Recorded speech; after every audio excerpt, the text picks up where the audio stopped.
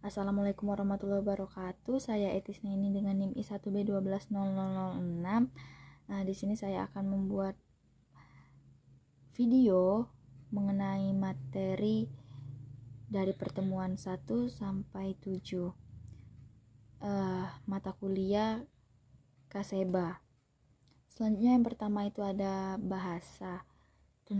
Bahasa, siapa sih yang nggak tahu bahasa gitu. Nah, bahasa kan yang kita gunakan sehari-hari, bahasa seperti itu. Terus bahasa ini juga bisa untuk berkomunikasi, dan fungsi bahasa ini untuk mengungkapkan perasaan ketika apa yang kita pikirkan terus kita ucapkan. Nah, itu merupakan bahasa. Selanjutnya ada beradaptasi sosial. Ya, kita seperti kata saya tadi, berkomunikasi sesama manusia, tentu itu kan kita berinteraksi gitu. Nah, selanjutnya itu ada alat kontrol sosial. Setelah itu ada hubungan bahasa dengan kebudayaan. Loh, kok bisa? Ya tentu bisa. Menurut Sapir, bahasa dan kebudayaan tidak dapat dipisahkan antara satu dan yang lainnya, karena di dalam budaya tentu ada bahasa, dalam bahasa tentu ada kebudayaan, seperti itu. Selanjutnya ada hubungan bahasa dan sastra. Nah, bahasa dan sastra ini dua bidang yang tidak dapat dipisahkan. Selanjutnya itu ada hubungan bahasa dengan politik.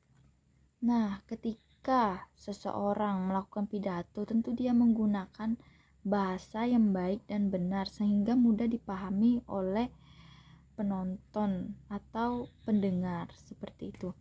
Dan bahasa dengan ilmu pengetahuan. Ya, ilmu pengetahuan ini berkembang melalui komunikasi. Kemudian ilmu pengetahuan diproses menggunakan bahasa sebagai media komunikasi, seperti itu.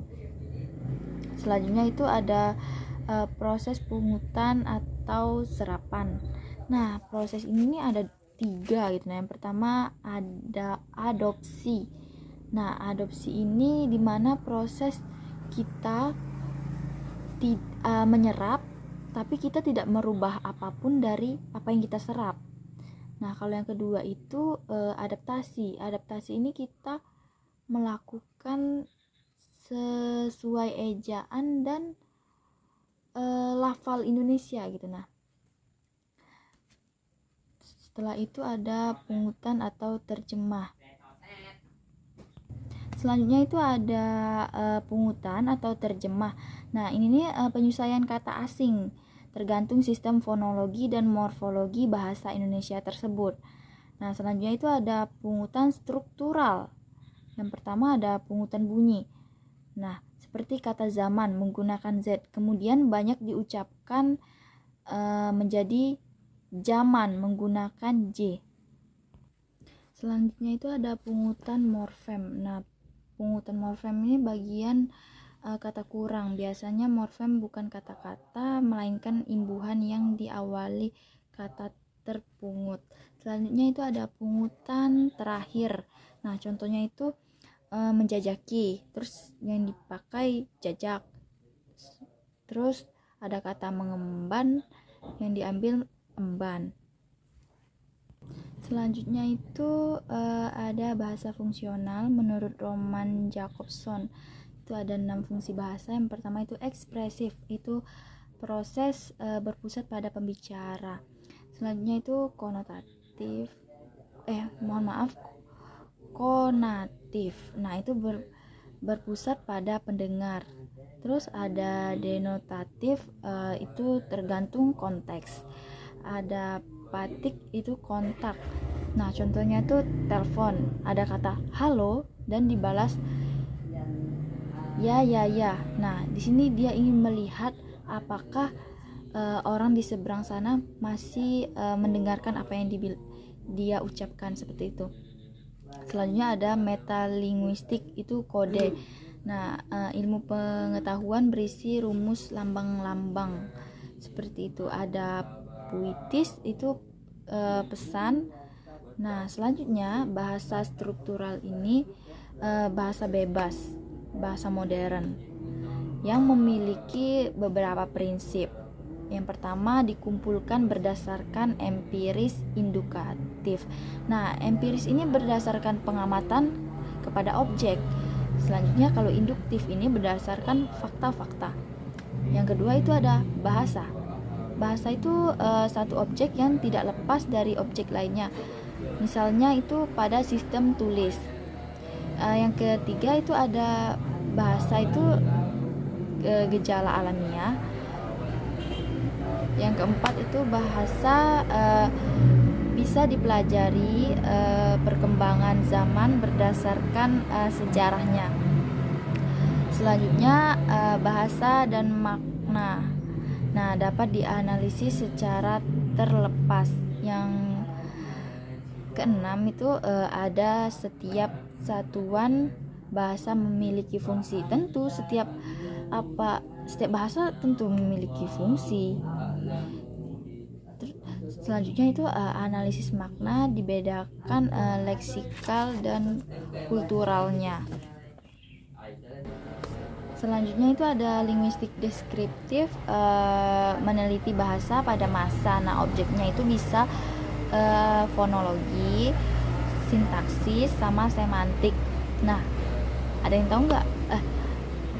Maksudnya tuh bapak linguistik itu adalah yang saya ketahuin itu Ferdinand de Saussure.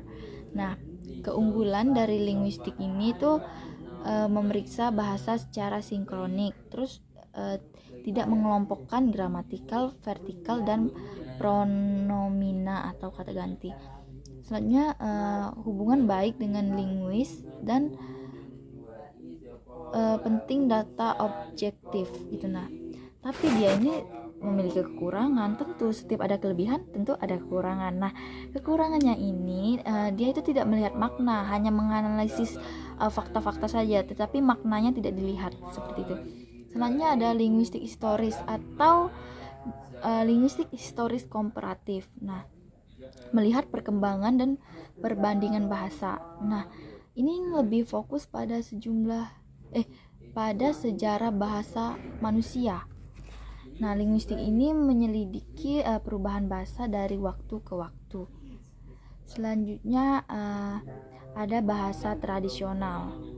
Nah, bahasa ini menyatakan kata kerja adalah kata yang menyatakan tindakan kejadian. Tugas tata bahasa ini memberikan petunjuk untuk menggunakan bahasa yang baik, yaitu bahasa pelajar, karena bahasa pelajar itu sudah diajarkan menggunakan bahasa yang baik. Selanjutnya itu ada bahasa terapan. Bahasa terapan ini lahir pada tahun 1940 menurut dari materi yang saya lihat yang dijelaskan oleh teman saya.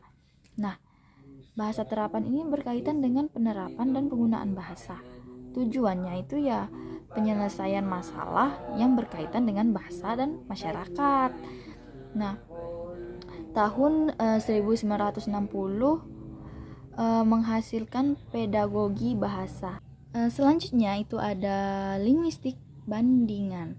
Nah, ini membandingkan, bisa membandingkan dua atau lebih bahasa, baik yang berkerabat atau yang tidak, atau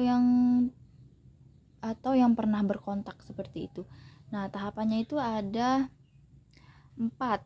Yang pertama tuh praduga atau menduga-duga, pengamatan atau observasi, terus meneliti, menelaah, mengkaji. Nah, yang keempat tentunya kita menyimpulkan apa yang telah kita lalui dari tahap 1, 2, dan 3, seperti itu. Terus tuh ada perubahan bahasa. Perubahan bahasa ini terjadi dalam elemen kebahasaan. Perubahan bunyi itu contohnya ada ahad pakai D menjadi ahad pakai T. Terus ada klub pakai B menjadi klub pakai P, seperti itu. Selanjutnya ada perubahan kata dari website menjadi situs, dari ulang tahun menjadi milad seperti itu. Langsung selanjutnya ada kosakata. Kosakata itu tidak akan, contohnya itu ya tidak akan menjadi tak akan.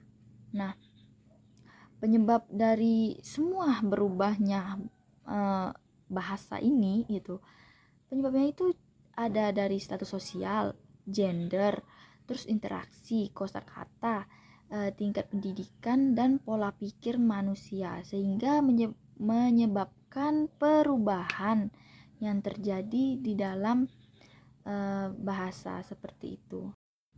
Baiklah, berikut saya akan menjelaskan resume artikel yang telah saya cari mengenai alih kode, campur kode, dan perubahan makna pada integrasi bahasa Arab dalam bahasa Indonesia di film Sang Kiai, analisis sosiolinguistik. Nah, saya mengambil artikel ini karena di penjelasan materi Kaseba tadi ada mengenai sosiolinguistik. Dan ini sudah terakreditasi Sinta 4. Penulisnya itu ada Nurul Hafiyah, Singgi Kuswardono, sama Darul Qutni. Di bagian abstrak itu sudah terlihat jelas ada tujuan penelitian, yaitu untuk mengetahui jenis dan bentuk alih kode, campur kode, dan faktor penyebab perubahan makna. Selanjutnya untuk di pendahuluan itu langsung masuk dijelaskan bahwa bahasa dan masyarakat mempunyai hubungan yang erat. Setelah itu peneliti memfokuskan penelitiannya pada alih kode, campur kode bahasa Arab dalam bahasa Indonesia dan bahasa Jawa serta perubahan makna pada integritasnya. Peneliti memilih film Sangkai ini untuk dikaji tentang alih kode, campur kode, dan perubahan makna pada integrasi bahasa Arab dalam bahasa Indonesia karena film ini merupakan film yang sangat populer di kalangan masyarakat Indonesia. Nah, latar cerita utama film Sang Kiai berlokasi di pondok pesantren tradisional di Jombang. Selanjutnya, di landasan teori itu dijelaskan mengenai pengertian sosiolinguistik, semantik, alih kode, campur kode, perubahan makna. Nah, untuk metode penelitiannya ini, peneliti menggunakan kualitatif dengan desain penelitian studi pustaka. Selanjutnya ada hasil. Nah, dalam penelitian ini ditemukan 13 bentuk alih kode yang semuanya merupakan jenis alih kode ekstern dengan rincian 7 alih kode dengan jumlah isinya 4 alih kode berbentuk jumlah filiyah, 1 alih kode berbentuk jumlah syaritiah, dan 1 alih kode dalam bentuk wacana. Nah, selain alih kode, terdapat juga faktor penyebab campur kode dan 7 data yang ada ditemukan 2 tuturan campur kode yang terjadi karena faktor menjelaskan. Untuk kategori perubahan makna pada integrasi bahasa Arab dalam bahasa Indonesia ini ditemukan 80 data.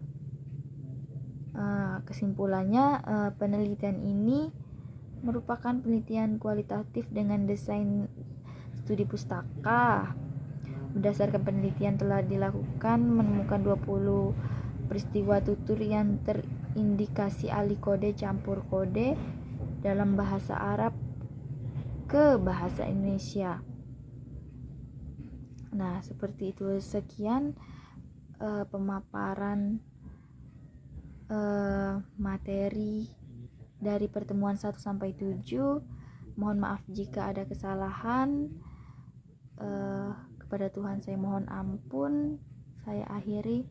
Wassalamualaikum warahmatullahi wabarakatuh.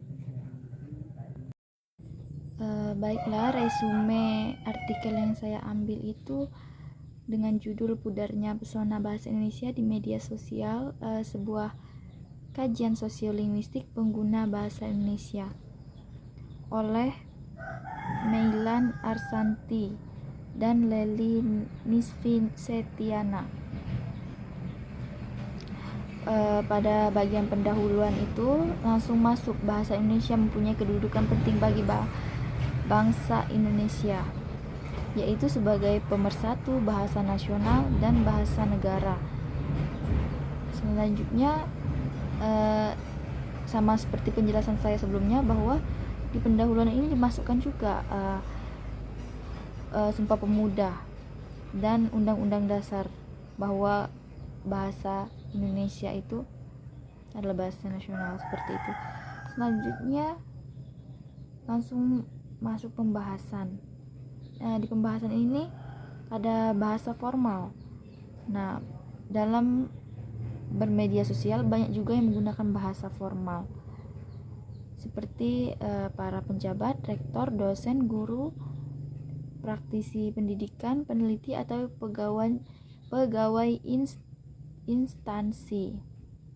Walaupun sepenuhnya menggunakan bahasa formal, tetapi kosakata yang digunakan baku atau tidak menggunakan bahasa internet, seperti menggunakan bahasa di Facebook. Selanjutnya itu ada bahasa informal. Nah, oleh karena konteks media sosial adalah tidak formal, maka masyarakat menggunakan bahasa yang informal. Selanjutnya itu ada bahasa daerah. Bahasa daerah ini seperti bahasa Betawi ya. Kalau bahasa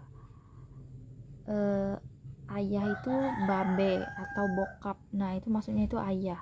Kata gue atau gua itu juga sering digunakan oleh orang Betawi. Selanjutnya bahasa asing. Nah, bahasa asing ini yang pastinya bahasa Inggris kalau di Indonesia. Karena kita di sekolah menggunakan bahasa Inggris, tentu di era modernisasi seperti saat ini, bahasa Inggris menjadi bahasa yang banyak dipelajari masyarakat Indonesia. Lambat laut kosakata masyarakat Indonesia dipengaruhi oleh bahasa Inggris tersebut. Contohnya, oh my god, artinya ya Tuhan, sebagai bentuk perasaan terkejut atau terpukau dengan sesuatu yang terjadi di depan mata kita. Nah, selanjutnya itu ada gaya pengucapan onomatope atau gaya tiruan bahasa. Nah, ini biasanya di media sosial nih, di WA. Misalnya tertawa. Biasanya kan kalau tertawa hahaha gitu aja. Nah, sekarang ini bisa berubah jadi sik sik sik, jadi SIXI sik sik sik, atau WK seperti itu. Selanjutnya itu ada tanda baca. Tidak hanya dalam jenis tulisan formal atau ilmiah, dalam media sosial pun tanda baca itu sering digunakan, seperti tanda seru banyak atau tanda tanya yang banyak sekali. Selanjutnya itu ada huruf kapital. Nah, tidak hanya tanda baca, huruf kapital sering digunakan warganet. Misalnya kata stop, no, yes, oke, rip, btw, php, dan lain-lain. Tanda hashtag, nah ini sering sekali nih di Instagram. Hashtag penggemar Cipung, hashtag Cipung bla bla bla, hashtag Cipung abubu, seperti itu. Selanjutnya itu ada singkatan, misalnya yang menjadi YG. Faktor penyebabnya itu, penyebab menggunakan bahasa asing ini, yang pertama itu pergaulan, faktor gengsi, karena gengsi menggunakan bahasa ibu ya, jadi menggunakan bahasa yang keren-keren biar terlihat keren, seperti itu. Selanjutnya itu faktor iklan, karena keseringan nonton iklan jadi terserap di ingatan kita. Selanjutnya itu sebaiknya kita itu mencintai bahasa Indonesia seutuhnya, kapanpun dan dimanapun. Sumpah ketiga bunyi Sumpah Pemuda. Kami putra dan putri Indonesia menjunjung tinggi bahasa persatuan bahasa Indonesia. Nah, dalam sumpah tersebut kita sudah tahu gitu bahwa bahasa Indonesia itu harus dicintai, dilestari, menjunjung bahasa Indonesia sebagai bahasa pemersatuan. Nah, berdasarkan yang telah saya jelaskan tadi, dapat disimpulkan bahwa era modernisasi seperti sekarang, perkembangan bahasa Indonesia sangat dipengaruhi oleh bahasa Inggris. Akibat menggunakan bahasa media sosial atau yang sering disebut bahasa internet, atau prokem atau yang lebih dikenal bahasa alay. Nah, dampaknya ini sangat buruk sekali untuk eksistensi bahasa Indonesia yang semakin tergeser oleh bahasa asing seperti itu. Sekian, terima kasih. Apabila ada kesalahan kata, kekurangan, saya mohon maaf. Kepada Allah saya mohon ampun. Saya akhiri. Wassalamualaikum warahmatullahi wabarakatuh.